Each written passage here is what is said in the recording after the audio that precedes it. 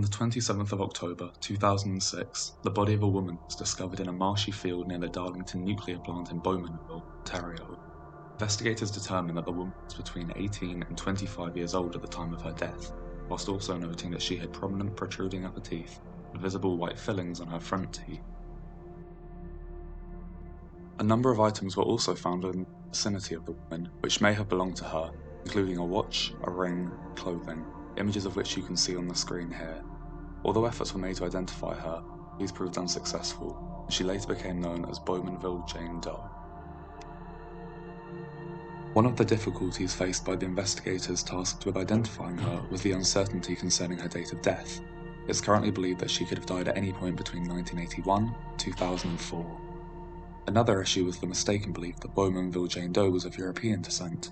Although the initial sketches produced of her depicted a white woman, DNA testing has since revealed that she was predominantly of African descent, with a substantial degree of South Asian heritage too.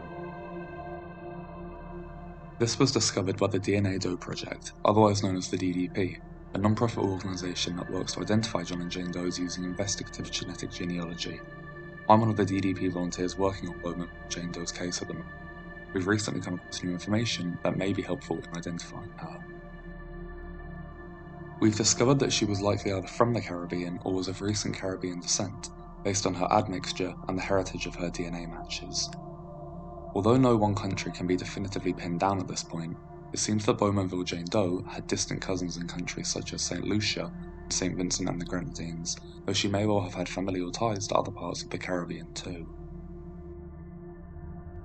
If you know of any missing relatives or friends who fit this description and time frame, please consider contacting Detective Hermano Dorigo of the Durham Regional Police Service at 905-579-1520, the extension 5319, or email him at hdorigo@drps.ca.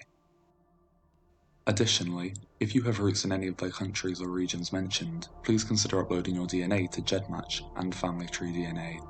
If you do turn out to be a DNA match to Bowmanville Jane Doe, your upload could be the factor that allows her to be reunited with her name after all these years.